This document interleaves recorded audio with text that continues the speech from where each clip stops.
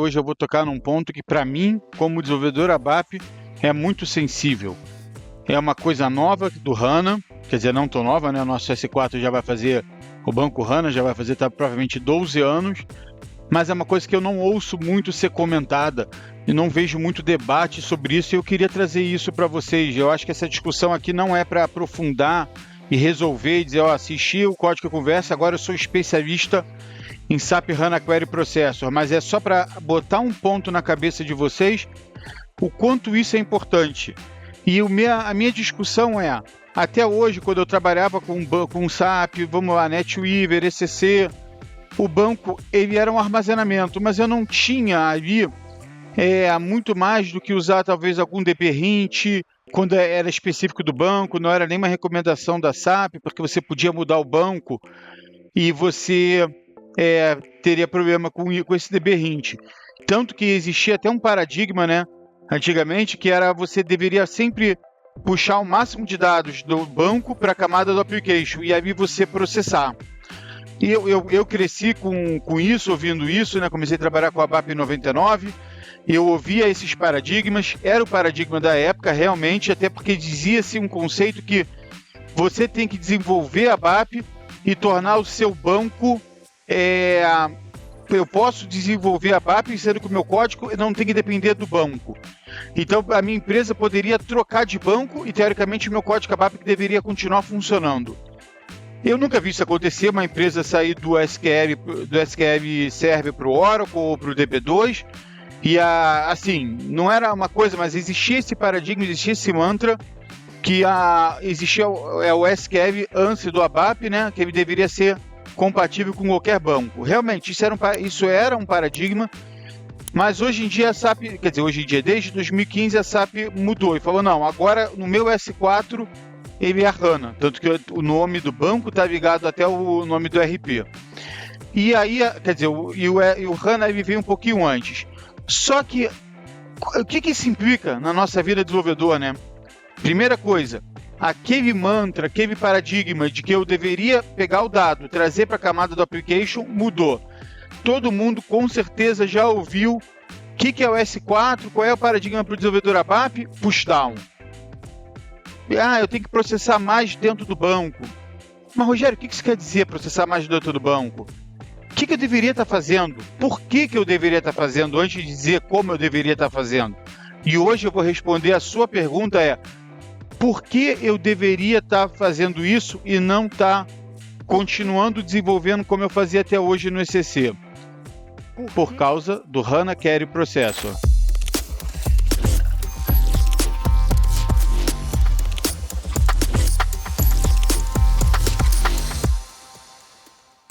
O que isso quer dizer? Que isso traduz para mim o que isso quer dizer? Eu tenho agora um processador dentro do meu banco de dados que agora eu devo usá-lo, eu não devo mais pegar o dado e trazer para a camada do application, muito pelo contrário.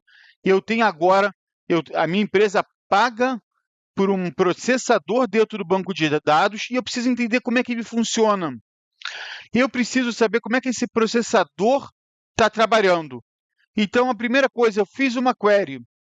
Essa query eu fiz um CDS view. De novo, por que deveria ser CDS? Porque esse HANA Query Processo, ele interpreta CDS. Ele foi otimizado para interpretar CDS. A gente vai ver como. Ele tem, primeira coisa, um plan cache. Ele faz uma pergunta quando um CDS vai ser processado. Já existe um plano no cache ou não? Não existe? Vamos para a etapa 2, o SQL Front-End. Ele vai lá e ele vai gerar esse plano. Ele vai gravar, e na verdade esse plano é gravado mesmo em uma tabela física do banco, persistido mesmo, depois do quê? Depois de que eu passar por duas etapas dentro do SQL Optimizer, o Optimize Tree e o Execution Plan. E aí eu vou ter esse plano. Quando eu tenho esse plano, eu vou lá e toda vez que eu executar, eu não passo mais por essa camada, eu vou direto executar esse plano, e esse plano eu vou executar em uma das engines e essa engine ela vai, ou seja, a row engine, seja a coluna engine, e ela vai procurar a melhor otimização. Vamos então aqui falar sobre isso. Primeira coisa, eu preciso entender como é que é executado uma query dentro do HANA. Essa query dentro do HANA, porque isso tem a ver com a otimização de árvore, que a gente vai falar. Essa query dentro do HANA, elas são executadas em 7 passos. Então, na verdade, eu passo uma query para ele, passo um CDS view para ele vai, a primeira coisa, interpretar select, joins, associations, e ele começa a montar uma árvore. Eu já vou mostrar um exemplo para vocês. Aí ele começa a aplicar os filtros para reduzir a quantidade de dados.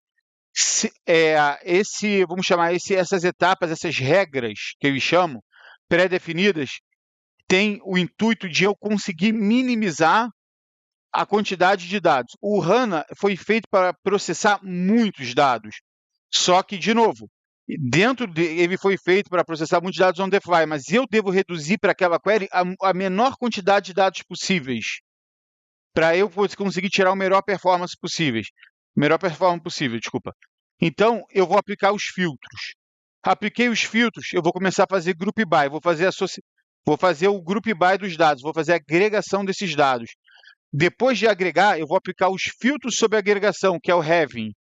Apliquei tudo isso, agora eu vou pegar e retornar os dados. Faço select. Ponto. Eu devo evitar ao máximo o select asterisco.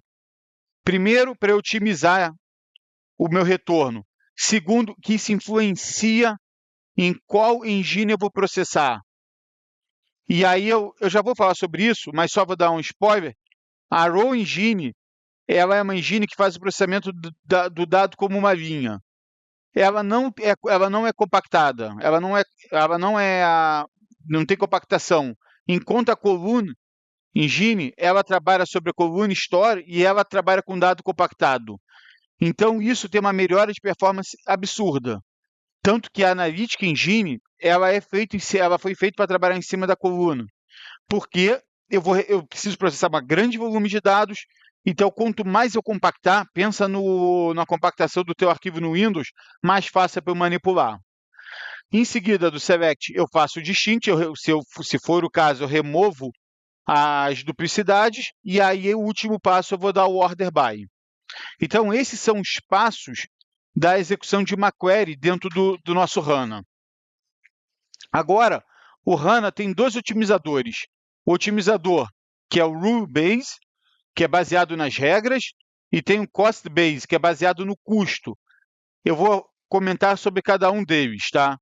Então, imagina aqui na minha figura direita, eu tenho uma query que foi passada para o banco. Então, eu fiz um select na sales underscore item, faço um join na employee, faço um where e faço um group. O que acontece? Nesse caso aqui, eu fiz de propósito o join.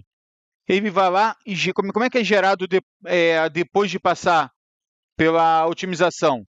Se eu fiz o join, ele não tem, e principalmente se eu fiz o inner join, já vou falar sobre cardinalidade, ele não tem como avaliar, eu defini que é o inner join, ele vai fazer o sales team, vai fazer o join, vai pegar esse volume de dados, vai aplicar o filtro, vai fazer o group by, e aí em seguida ele vai pegar o select. É assim que funciona a árvore depois. Então, primeira coisa, vamos lá, quais são as regras? A gente precisa, já que eu vou aplicar um CDS View, uma query, para um framework que vai fazer a primeira etapa, otimização baseada em regras. Quais são essas regras? Eu preciso saber.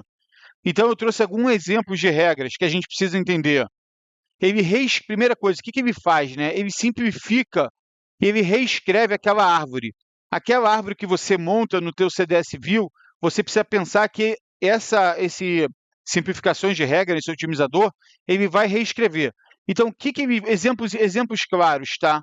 Ele vai lá e vai jogar os filtros o mais baixo possível. O que é o filtro mais baixo possível? Ele vai sempre tentar recuperar a menor quantidade de dados. Então, eu sempre tenho que ter filtro. Então, pensa num cenário que eu tenho, por exemplo, parameter. O parameter, ele não tem que parar na última camada da sua VDM, ele tem que chegar na camada mais baixa da VDM, naquela camada bem baixo. Porque se ele é um filtro restritivo, eu devo tentar otimizá-lo. Remover joins, porque o join, principalmente o inner join, cardinalidade 1 para 1, não dá espaço para o otimizador avaliar a tua query, porque ele vai lá e fala, pô, se ele disse que é 1 para 1, eu preciso fazer o join ali, porque é uma questão de restrição de dados. Se eu tivesse falando que era um left-outer join, ou melhor, um association, ele avalia para aquela execução se aqueles dados da association vai ser usado, senão ele descarta. O association só vira join no momento que você faz a query. E aí você avalia, os dados do association estão sendo pedidos? Não. Então tira esse association, você está simplificando a sua query. Por isso que eu posso ter uma query cheia de associations e só pegar o campo do select principal, aqueles associations todos morrem e eu só faço query em cima do meu select. Eu estou simplificando muito. Ele primeiro procura fazer uma simplificação do group by. O group by é muito custoso. Você fazer uma agregação. Então, ele só vai fazer agregação preferencialmente na última camada. Ele não vai... Imagina o seguinte, eu tenho uma CDS, que ele é uma VDM, e ele tem diversas camadas. Se eu botar group by em todas as camadas, ele vai ter que parar, group by, recuperar o dado, pegar, recuperar. Se eu puder jogar esse group by para a última camada e só passar filtro para reduzir nas camadas, nas outras camadas, é muito mais inteligente. Ele faz o desdobramento e calculation views. Aqui, na verdade, ele faz o paralelismo para poder quebrar a nossa query em pedaços. E a gente já vai falar onde você pode ver isso e calcular. Então, quais são as aplicações dessas regras? Ele o otimizador percorre a regra e vai tentando sempre fazer uma otimização aplicando essas regras. Esse aqui é o Rule Based Optimization, que aqui voltando é esse aqui. Agora eu tenho o Cost Based Optimization. O que ele faz? Ele cria planos de execução, vamos chamar assim, depois que eu definir a regra, baseado no primeiro, no Rule Base, eu agora vou fazer o Cost Optimization. Ele, na verdade, ele vai propor alternativas e vai executar o mais barato, o que tem menor custo para o banco de dados. Então, o custo é uma medida calculada de tempo e processamento quando ele é executado. Então, o que acontece? Aqui eu trouxe duas alternativas, né, o que eles chamam de enumeration, que é a lógica, que ele foca em construir regras, ele foca em construir estrutura geral de uma árvore de query, determinando a existência e a ordem dos operadores. Então, ele vai trabalhar, por exemplo, empurrando os operadores mais custosos para baixo, para a última camada, e tentando criar uma execução mais barata. E eu tenho aqui a alternativa que chama enumeração física. Ele vai criando também, propondo alternativas baseado nas engines. E ele tem ali dentro de cada que a gente chama de grande engine, ele tem pequenas subengines. E aí ele vai procurando alternativas mais baratas. Então, na verdade, ele cria diversos planos e vai vendo qual fica mais barato. Por isso que a primeira execução ela é mais cara, custa mais. Porque ali vai ser criado todo esse otimizador e esse otimizador é gravado. Aí eu vou lá e falo assim, pô, Rogério, eu vou agora alterar, vou trazer um campo novo. Esse otimizador vai entender que isso foi depreciado, esse registro que ele tem, e vai nessa execução nova, vai fazer, mas isso é na primeira vez. Então, a primeira vez, a gente precisa entender que ela realmente é um pouco mais cara, mas ela cria o plano de execução. Agora eu vou falar o seguinte, eu estou com uma query, um CDS view, eu já fiz tudo, eu já orei tudo, não dá. Está ficando muito lento, está tendo problema de dump de memória. Quais são as ferramentas que eu tenho dentro do HANA para poder analisar? Eu vou falar algumas, tá? Eu gosto muito da Plano Visualizer, é uma ferramenta gráfica que eu posso executar no meu Eclipse. e poder ver o plano de execução. Ali eu particularmente gosto muito, que eu consigo ver como é que o processador, né, o Query Processor, dividiu a minha query e a quantidade de registros que veio para cada camada, onde é armazenado, os caches. Então, isso, para a gente que é desenvolvedor, eu acho que é uma das melhores ferramentas, tá, para mim, na minha cabeça, que a SAP entregou, para a gente poder olhar o nosso processamento, e para quem está acostumado, que fazia performance dentro do ECC, é uma ferramenta muito, muito boa, que dá um bom cheiro da onde está o problema, tá? A segunda ferramenta, que aí é específica, quando eu tenho dump de memória, out of memory dumps, também é muito boa. Se você está com problema de memória, vale a pena você olhar ela. E tem a Analyze Tool, quando você está usando o Microsoft Visual Studio e o SAP Business Application Studio. Ele substitui o PlanVis, que já está tornando obsoleto, tá? Então, se você usa o VS Code ou o Application Studio, dê preferência para o SQL Analyzer Tool, tá? Mas se você falar, não, ainda estou no Eclipse, vai no PlanVis. Obviamente, o nosso ah, meu Deus, o 05, me fugiu agora a transação exata, que a gente estava acostumado a trabalhar dentro do ABAP, ainda continua funcionando, tá? O SQL Trace, ele ainda funciona, ele tem também, é muito útil para usar, a gente consegue pegar boas análises ali, mas quem tiver acesso, eu recomendo muito vocês olharem um PlanVis. Agora, vamos trazer, beleza, dicas básicas. Rogério, vou começar a trabalhar com CDS View. Vamos lá, me dá dicas básicas para eu evitar ter problemas de performance. Evita o cache implícito. Se você precisa, usa cache, declara o cache no teu SQL. Por quê? Ah, mas pô, eu já vi que o implícito funciona. Porque aquele engine que eu te falei, o framework que vai gerar o otimizador da query, precisa disso. Isso ajuda muito ele. Campo calculado. Pô, eu vejo o pessoal botar campo calculado no join. É necessário? Beleza, bota. Não é, mas eu poderia fazer uma camada. Usa uma camada. Porque, de novo, o nosso otimizador prefere, porque ele vai gerar uma camada, vai reduzir o meu dado, e aí ele vai fazer o campo calculado, é um campo custoso, que ele precisa calcular. Então, na verdade, ele não pega e consegue dar uma filtrada antes de calcular. Para cada registro, ele vai calcular. Group by é a mesma coisa, usa com cautela, porque ele precisa materializar o registro para poder fazer o group by. Então, deixa o group by para uma camada ali em cima da minha VDM. Regra que para mim ela devia estar no número 1, escrito em negrito, com letras garrafais. A association, deixa o processador decidir, baseado no teu SQL, se vai fazer o association ou não. Quando você bota o join e preferencialmente com a cardinalidade 1 para 1, você não dá espaço para o teu processador procurar um caminho melhor. Filtro. Se o mais cedo possível, use o filtro, o máximo de filtros que você puder usar. Reduza sempre a quantidade de registros que vai ser processado. Ah, mas o HANA é muito bom em processar grande quantidade. Mas reduza ao máximo. Para que eu preciso processar 1 milhão para tirar depois de 25 dados só no meu output? Se eu posso processar agora só 750, deixa ele fazer. Minimiza a materialização do dado. Evita select asterisco. Evita jogar os dados que você não precisa para a última camada. Tem a questão do particionamento. Essa aqui eu botei. O particionamento não é uma coisa tão trivial.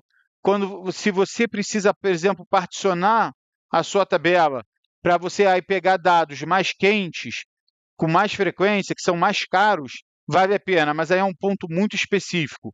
Cardinalidade. O pessoal costuma botar cardinalidade sem entender bem. Mas bota assim que tudo bem, vai passar, vai funcionar. Vai funcionar, só que está custando. Você está onerando a performance. Então, pessoal, dá uma olhada nesses pontos. De novo, pesquisa isso, porque a gente até hoje não trabalhou com um banco específico. Então, a gente não tinha um otimizador. A gente pegava do banco, levava para o application, e aí a gente usava as melhores técnicas no ABAP para otimizar e fazer melhoria de performance, criava um índice, usava um DB-Hint, mas parava por aí a nossa performance. Agora não, agora a gente, na verdade, tem na nossa mão um otimizador, tem engines que vão fazer esse processamento, e essas engines vão pegar o nosso select, aqui está até na ordem, vão destrinchar ele, criar... Olha só, gente, quando a gente fala que vai ter uma ferramenta que vai fazer a otimização baseada numa regra, que vai depois fazer a otimização baseada no custo, vai criar 2.000 opções e vai ver a mais barata, a mais rápida, a menos custosa. A gente não teve até isso, a BAP até hoje dependia do know-how específico do desenvolvedor e pensar em todas as opções. Agora a gente tem, mal ou bem, uma ferramenta que vai nos ajudar. Então quer dizer que você não precisa mais pensar? Claro que precisa. Só que você agora tem uma engine, um otimizador que vai te ajudar a fazer esse trabalho. Pô, por que não usá-lo? Para que eu preciso agora pegar dados de GKKO, da EKPO, da MARA, da MARD, da MARC, e aí fazer a melhor performance com o loop alinhado, e quanto eu poderia fazer isso dentro do banco e usando otimizadores para fazer a minha pesquisa?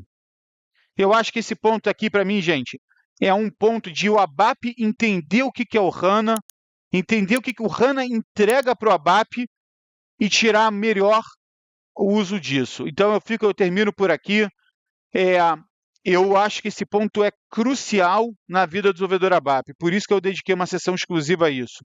Muito obrigado a todos que chegaram até aqui. Mais uma vez, tamo junto.